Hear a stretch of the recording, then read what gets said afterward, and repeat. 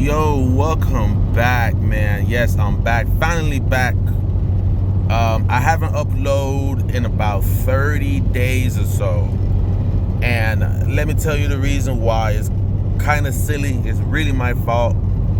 So, I started a social media company and I wanted all my YouTube check to go through my actual, company.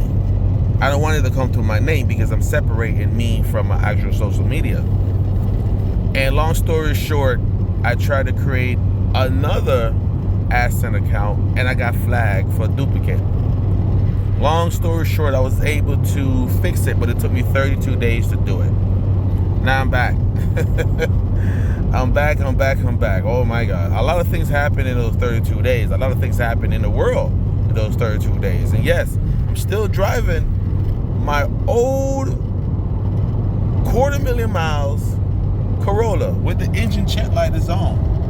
Now, I just talked to this new mechanic that I just met through a friend. He sounds like he's very, very knowledgeable, very talented. So right now he's working on my Lexus because my Lexus needed some things done. So once he finished with the Lexus, he's gonna look at this car.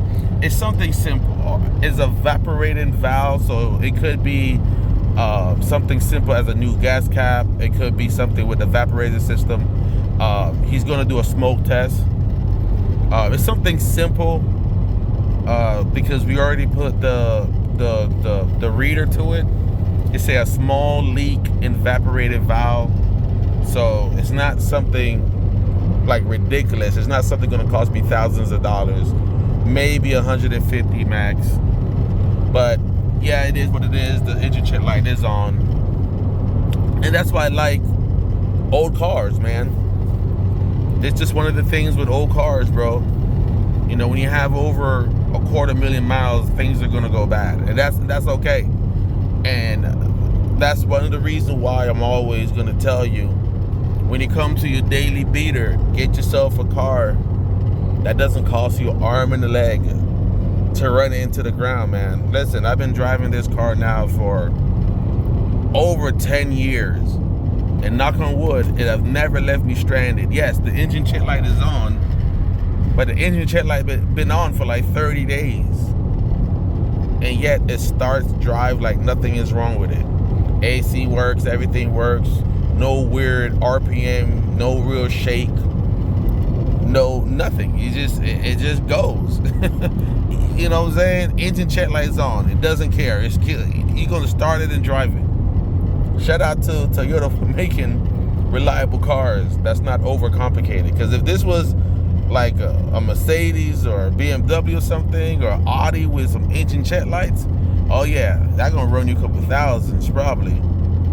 This car, a couple hundreds, maybe not even 100. But yeah, man, so that's what really happened. So now that I'm back, I'm gonna be dropping new content, and I'm trying to rebrand it because I would like to get some more views. I think it'd be cool. Even though I'm doing automotive stuff and how to save money, it's only so far that's gonna take me. So I'm trying to think like what more content I could make. I'll think about going to like social media topics, trending topics. That's the thing. When you start making topics about like what's trending in the world, trending in the news, I'll more likely to get more views because I'm talking about something that's currently going on that's everybody talking about. The truth is, when it comes to like car content like this, it don't matter how much videos I make about you guys stop wasting your money buying freaking cars that you can't afford and keep yourself a beater. That way you can make money and save money. People are still gonna go out and finance a $700-800 car that they can't finance because we live in a world that people want instant gratification. Okay, instant gratification is wealth killer. And yeah, people definitely are not listening because more and more cars being sold every day. People are financing cars 10% and 13% APR, like crazy numbers. I would not finance nothing over 5%, but that's me. But you got people right now financing at 17%. So guess what? They got to do what they got to do that they felt like they got to do.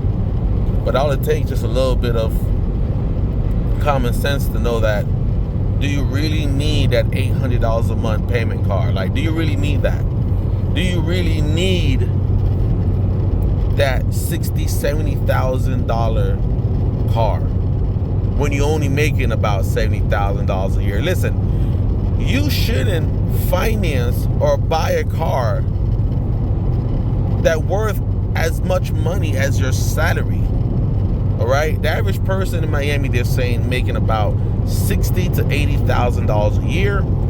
So there's no reason why your car should cost you $60,000. For real, like there's no reason. If you're making $60,000 a year, you should be driving a beater like this. All you need is something to get you back and forth to work. That's it, man. Okay, nothing more than a $20,000 car. I wouldn't buy nothing more than $20,000. Right? And I make over $100,000, and I would not buy a car right now for more than $20,000. That's my cap. $20,000 is my cap at $100,000 salary. And this car, I ain't got payment on this car for over 7 years. I paid off this car 7 years ago. So I don't have any car payments like this. Well, I do got one, my Camry, which is about to be paid off, because I only financed $10,000, but I wouldn't finance a car more than $20,000 right now. I don't care who you are. I don't care if you make $300,000 a year. I would not finance any vehicle over $20,000 right now in this economy market, this administration. We don't know if we're going to go to war or not. We don't know if the stock's going to plummet. Yeah, I would not. Yeah, especially when inflation is getting worse and worse and worse. Yeah, I definitely would not be trying to finance nothing over $20,000. And I am looking for another car, actually. I do want a BMW 340i. I was gonna get the X-Drive, but I'm thinking the maintenance on the all-wheel drive probably gonna be a lot if something break. You know, those transfer cases cost about $3,000 to $6,000, and I'm not trying to buy a $15,000 car and then spend $6,000 on the transmission. Yeah, we're not doing that. But, well, I make over $100,000, and I still won't pass $20,000. And of course, this BMW is going to be almost 10 years old. But hey, it's just a little fun car to have fun. That's what it is. But yeah, man, I would not finance a car over $20,000 right now. Not in this market, guys. Get yourself a beater, man. I don't know why people are scared of getting beaters. Get yourself a nice beater that starts, run, get you from point A to point B. My AC, super cold. The AC for this car is really cold, trust me. Like, I always have to put it, like, the temperature reading in the middle. Like, you see it right here?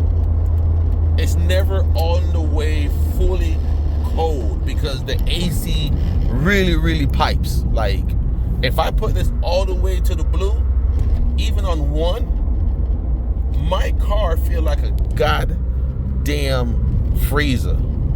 And this car have over 250,000 miles on it. Well, I did put a new compressor in like a year ago. But what I'm saying is, this car is good for what it's made for. Point A to point B. It costs me no money a month other than insurance. And this car costs me $68 a month for insurance. $68 a month. And outside of that, it's just basic oil change, brakes, and tires. That's it. That's it. Yeah, I make $100,000 a year, and I only spend about $68 a month on transportation. Guys, that's how I save my money. That's how I'm able to afford multiple rental properties. That's how I'm able to afford a stock portfolio. Every month, right? And I don't like to release all my financial information because I know there's a lot of people on YouTube trying to act like I'm over bragging or I'm trying to say something I'm not. But here's the thing. While you're spending $8,000 to $1,000 a month on car payment, I invest that into the market. All right, my dividends payout right now could pay for my car payment on my Corolla and my insurance for that car and this car on dividends. My goal is to get my dividends to $1,000 a month. I'm not $1,000 a month on dividends, but damn it, I'm almost there. So it'd be cool to reach $1,000 dividends a month. Now, what does that mean? That means I make $1,000 a month on dividends, guys. That means if I truly want to, I could go get me a Corvette C8 right now. You know what's so crazy? I make enough money on dividends payout monthly because I have monthly dividend paying stocks and some 3-month stocks every quarterly. But with all my dividends combined right now, I have enough dividends paying to actually afford a base model C8. That's it. I have enough money to afford a C8 Corvette right now. It's just dividends paying, meaning my stock portfolio would pay for my brand new Corvette C8. But I don't want a Corvette C8 base model. I want a Z06. Because something about that flat crank, man. It is what it is. But I want to get off 2 topics. But what I'm trying to say is, guys, invest your money correctly. Get yourself a beater there where you're not costing yourself a lot of money, and you could invest that money into other things. Because like I said, guys, now my dividends payout could afford a new car. And that's what rich people are doing. I'm not there yet, but you know, at some point I will. At some point I will be like, guys, you know, I'll make over $1,000 a month on dividends, $12,000 a year in dividends. I could afford a $600 a month car payment because my stock portfolio paid for it. It don't even come out of my pocket. Now picture rich people who's making $5,000, $6,000, $7,000 a month on dividends payout. Those guys could afford the Lamborghini, the Porsche 911, and you thinking, oh man, I wonder how much money he's paying for that. Nothing out of his pocket. His investments is paying for that. Yeah, he got a Porsche 911, but his investment is paying for that car because he got investments that generating $10,000 a month. So of course a $2,000 car payment is nothing. And that's the goal. Get to that level where your investment is paying for your cars, paying for your depreciating values. So until then, I'm gonna be driving this baby right here with 250,000 miles on it. Oh, that's a new soccer stadium, by the way. That's a new soccer stadium. But anyway, I'm finally back. See you guys in the next video. Peace.